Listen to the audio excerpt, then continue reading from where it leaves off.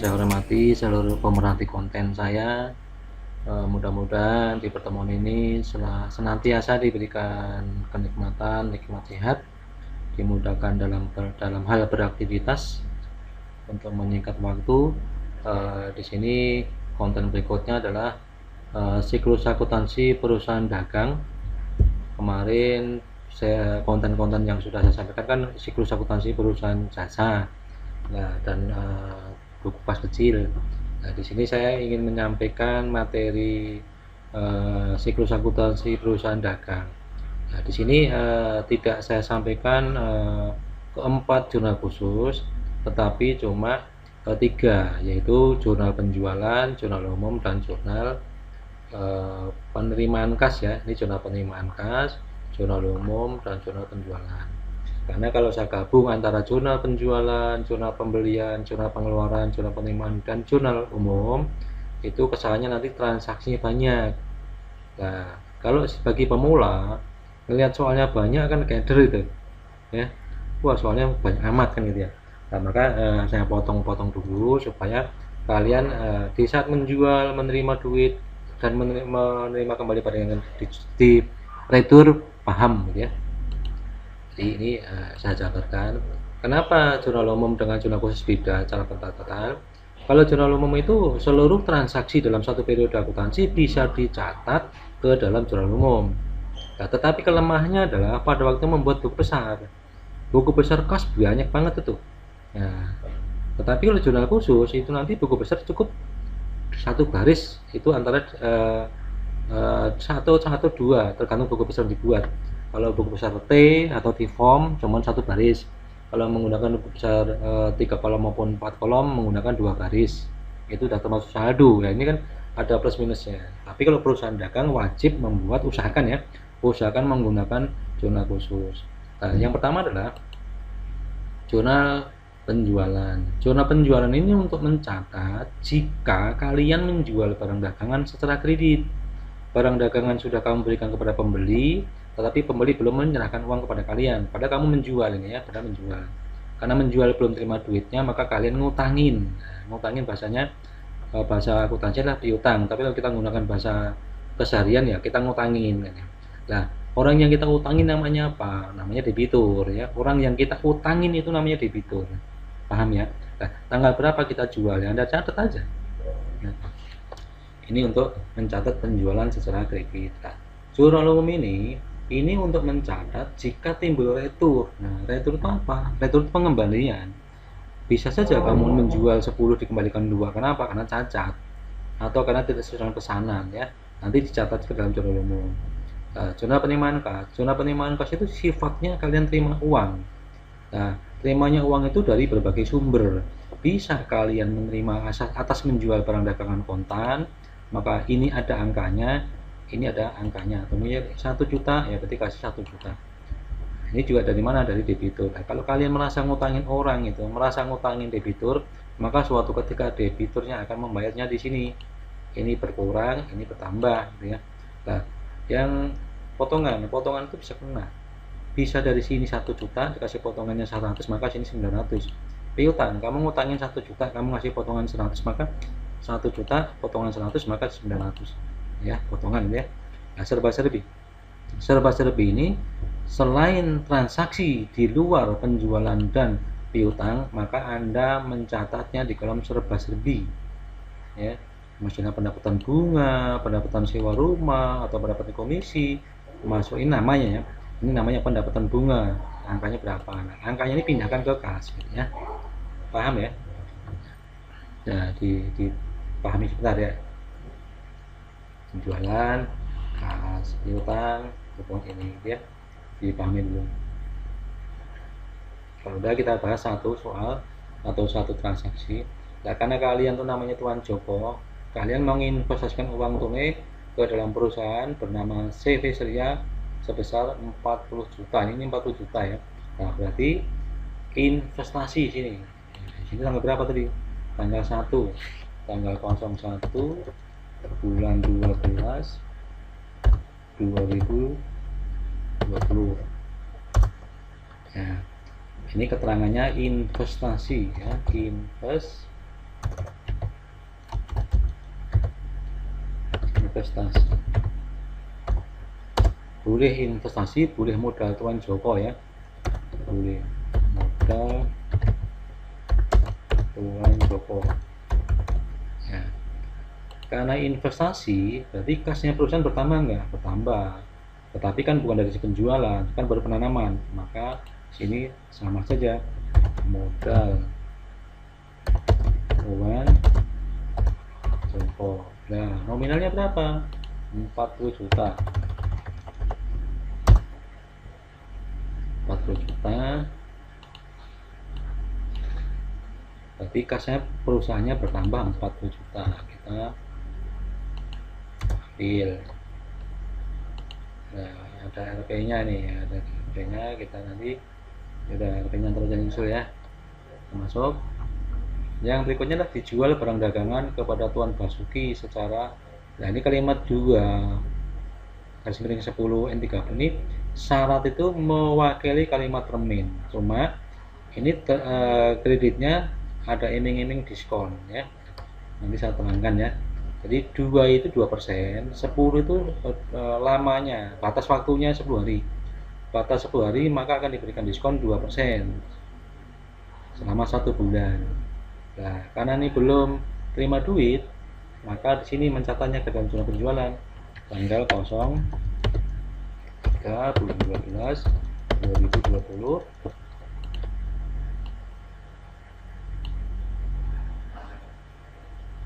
tanggal ini. Nah, di sini debiturnya namanya siapa gitu ya? Debiturnya namanya Tuan Basuki.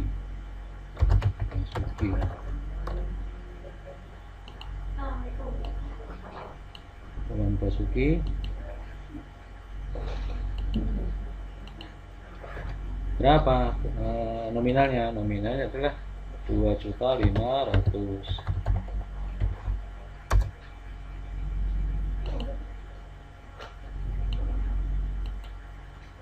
2.500.000, maka penjualannya juga 2.500.000. Ini sudah kita catat ke dalam jurnal penjualan. Yang berikutnya adalah diterima kembali barang yang dijual kepada Tuan Basuki karena cacat. Nah, kalian tadi kan menjualnya kan 2.500.000, tetapi begitu diterima oleh pembelinya barangnya cacat atau tidak sesuai dengan pesanan ya. Misalnya TV 10 tapi yang 8, yang 2 radio, atau mungkin 10 TV yang 1 nggak ada tabungnya. Nah, berarti kan nggak sesuai. Kenapa? Karena pedagang juga pengen dijual kembali kan gitu. Ya, ini kita catat, karena ini retur maka dicatatnya ke dalam jurnal umum. Tanggal berapa? Tanggal 05 12 2020. Nah, piutang di mana kan ini? Piutang berkurang kan? Nah, kalau piutang berkurang itu di kredit, maka di debitnya retur penjualan dan piutang ya. Ini piutang. Jadi piutang dagang. Tolong dikasih nama ya, Tuan Basuki ya. Tuan Basuki, kasih nama debiturnya, jangan dikosongin, karena nanti takutnya perusahaan kamu transaksi banyak, begitu tender retur bingung mencatatnya ya.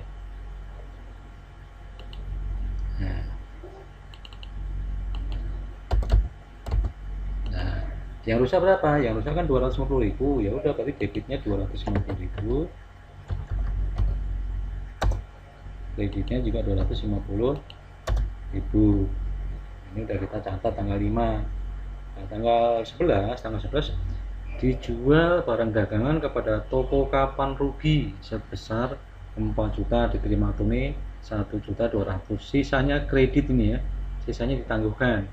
Nah, berarti kamu mencatat dulu yang udah kamu terima. Nah, karena ini satu kasus, satu transaksi dicatatnya 2, berarti dicatatnya yang diterima dulu ya. Berarti sini ini adalah tanggal berapa tadi? Tanggal 11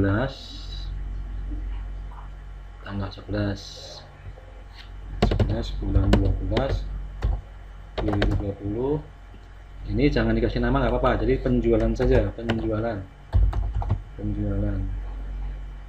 Tapi kalau pengen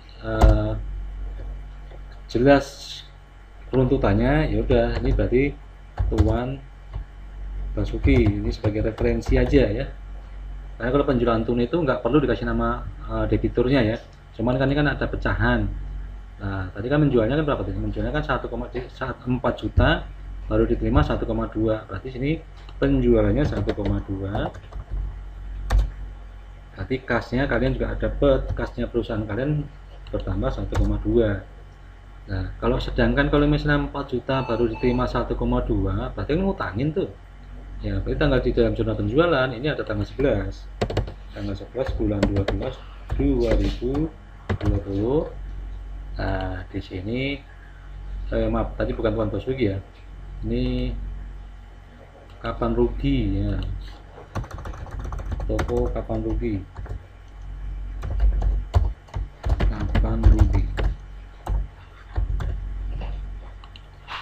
nah tadi di sini sini juga toko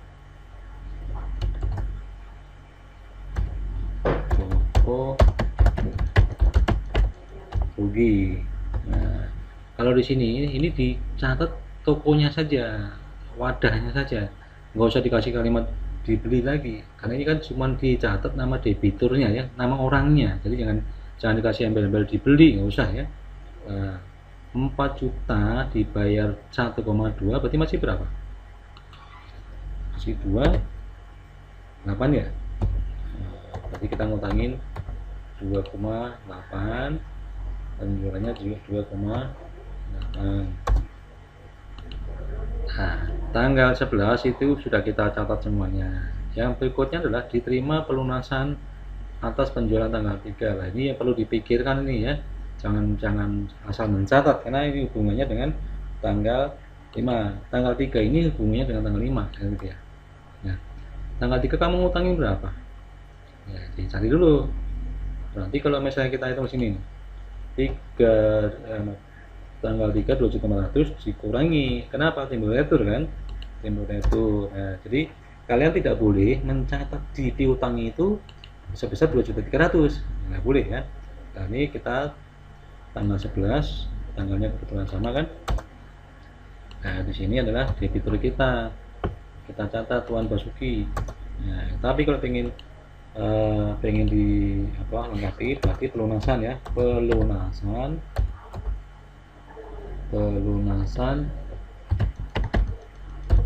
utang Tuan Basuki. Nah ini, ada yang timbul pertanyaan, loh Pak, saya kan ngutangnya kan 2.500.000, kenapa di sini nggak ada angka 2.500.000 dan nggak ada angka 2.250.000, kenapa nih menjadi 2.250.000 kan gitu ya? Kenapa? Karena kita kurangi retur ini, karena rusak kan nggak mungkin pembeli udah menyerahkan barang yang kita terima, yang kita jual kena rusak kan, maka kan piutang kita berkurang otomatis. Nah, jadi kita tinggal 2.250.000. Nah, di sini 2.250.000, berarti kasnya juga 2.250.000. Yang berikutnya adalah diterima pendapatan lain-lain. Kalau namanya orang usaha kan jangan mengharapkan satu titik ya. Kamu jualan sembako. Nah, kalau orang jual sembako itu kan mungkin kita sering melihat ya, si Ucok itu kan selain jual gula, tapi kan suatu ketika ada tukang loak kan, ada orang bawa gerobak membeli kardus kan, itu namanya pendapatan lain-lain. Kenapa? Kenapa dikatakan pendapatan lain-lain? Kan dia bukan jualan kardus, usaha pokoknya kan bukan jualan kardus, tapi jualan sembako gitu. Daripada kardus itu dibuang, kan ada duit. Kenapa? Karena dijual rongsok gitu ya, maka masukannya pendapatan lain-lain ya, gitu. Mungkin kamu juga punya armadanya disewa, kamu kan bukan penyewaan mobil, tapi kan sampingan, itu namanya pendapatan lain-lain ya. Nah, ini berarti tanggal 21 bulan 12 20, ini pendapatan ya, pendapatan lain.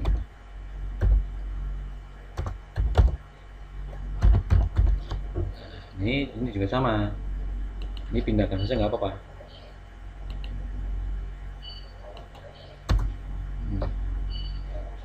Ini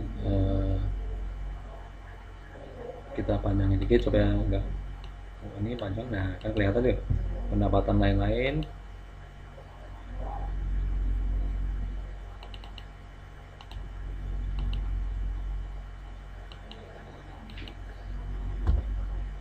Nah, berapa terima duitnya pendapatan itu 600.000, berarti di sini di jumlah, di kolom jumlah 600.000.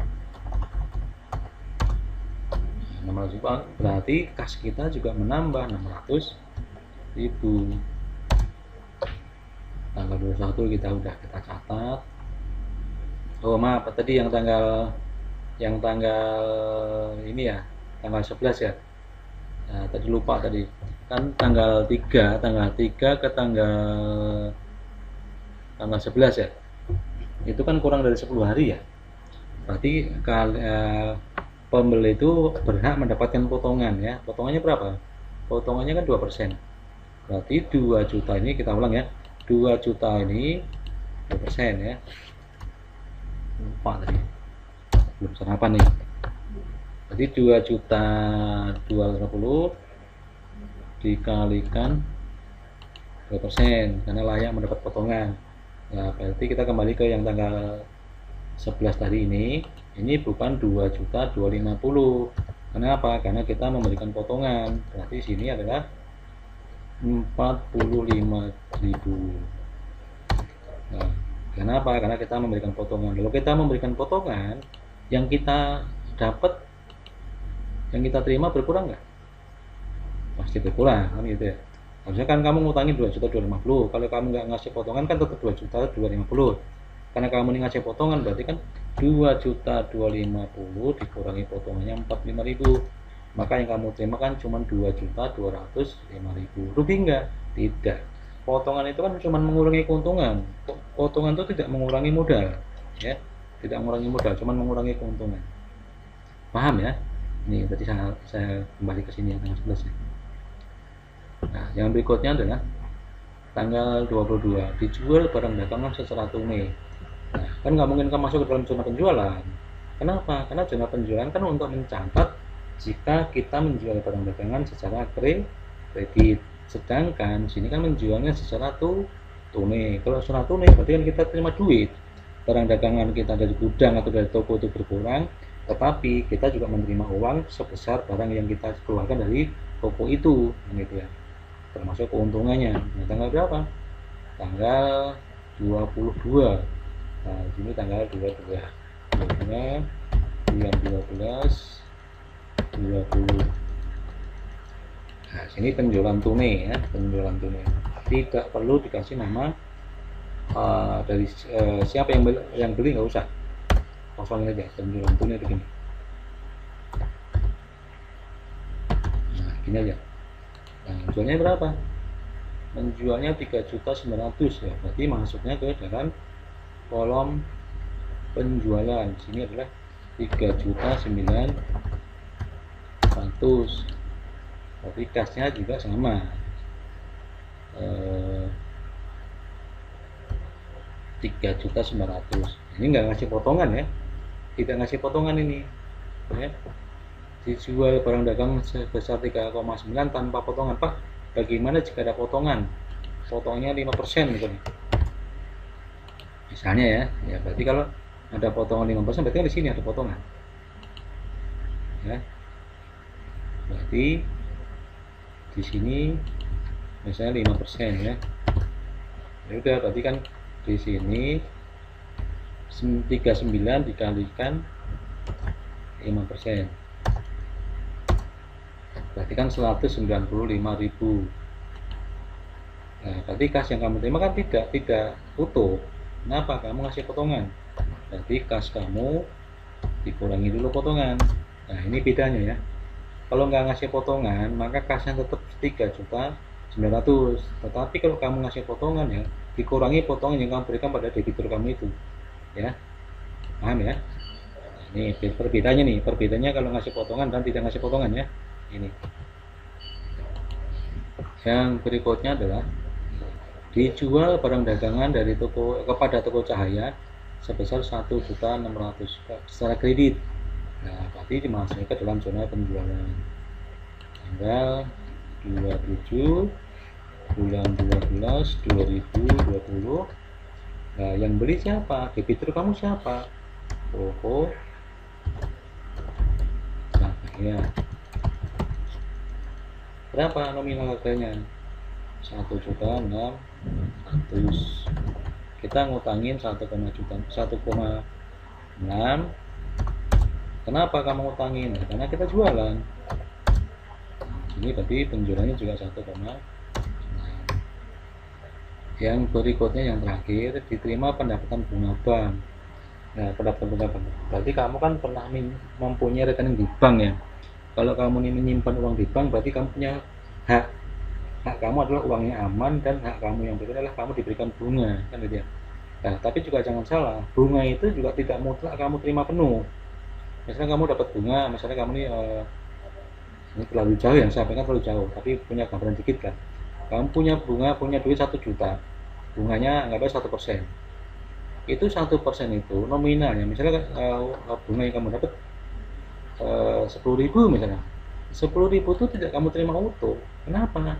Itu nanti juga dikenakan biaya administrasi. Nah, ini supaya nggak gagal paham. Wah, nyimpan uang di bank untungnya gede. Tidak, kenapa? Bunganya tidak bisa diterima penuh. Kenapa? Karena nasabah juga dikenakan namanya biaya administrasi. Kalau kamu punya uang di bank 100.000, nggak ditambahin, ya 5 bulan habis itu. Kenapa? Digerogoti sama biaya administrasi. Ya, coba ini ya. Berarti yang tanggal 28 ini mendapat bunga bank ya 450.000, berarti tanggal 28 ya, 28 ke 9 2020. Di sini pendapatan bunga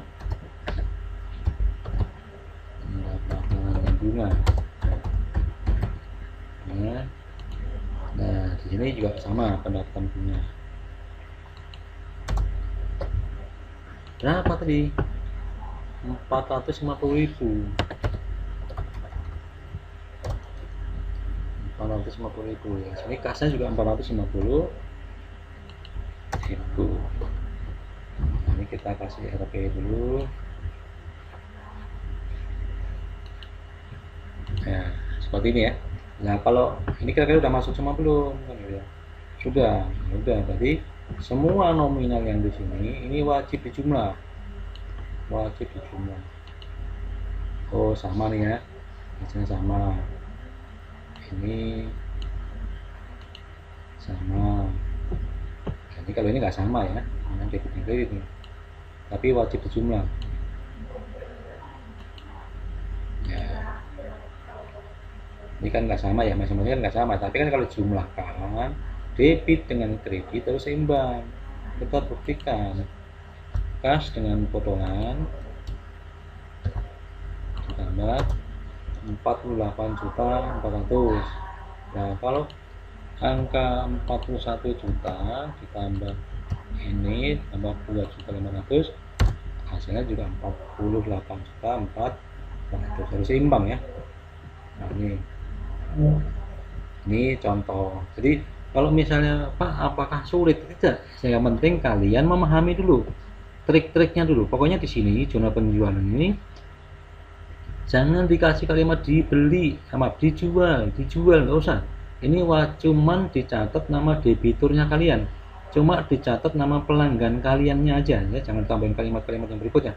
Nah, ini kan nominalnya ya, nominalnya ngikutin harga jual yang kalian jual ya gitu ya.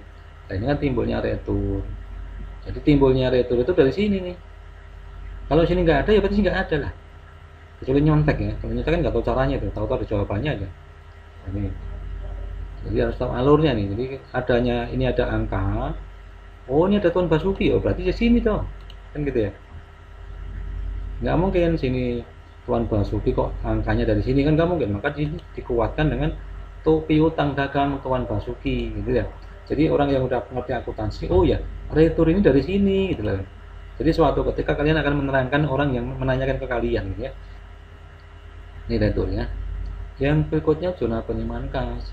Ya udah, pokoknya kalau sini debit kreditnya ada angka, kreditnya ada nominal, pasti debitnya ada lah. Kenapa? Karena kamu terima duit. Nggak mungkin kamu terima duit nggak tahu dari mana kan gitu. Nemu aja ditulis serba-serbi, nemu duit kan gitu ya. Ini namanya pendapatan lain-lain. Jadi harus berpasangan, akuntansi berpasangan. Barangkali itu yang perlu saya sampaikan. Mungkin karena saya mau saya catat ke dalam buku besar langsung, takut waktunya nggak cukup. Nah ini kendala ya. Nanti untuk mencatat buku besarnya besok pertemuan berikutnya. Kenapa? Nanti di sini saya akan menyampaikan buku besarnya dua, buku besar umum, buku besar pembantu, dan daftar saldo piutang. Jadi di dalam zona khusus itu sebenarnya simple sedikit buku besarnya, tidak seperti zona umum. Kenapa? Kas itu bisa diwakilkan. Kenapa? Kas ngambilnya dari jumlah sini ya. Jadi simple, jadi nggak ribet gitu. Asal paham dulu ya.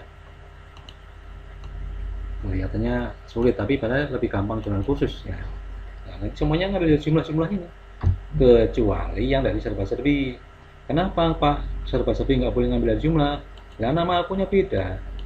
Nah, kalau nama akun beda berarti buku besar harus sendiri ya, harus berdiri sendiri. Itu khusus di serba-serbi. Kalau yang lainnya semuanya dari jumlah. Paham ya? Barangkali sementara waktu itu materi yang saya paparkan kurang lebihnya mohon maaf, terima kasih, dan mohon bantuannya untuk like, share, dan subscribe-nya supaya saya termotivasi untuk membuat materi-materi berikutnya. Terima kasih. Assalamualaikum warahmatullahi wabarakatuh.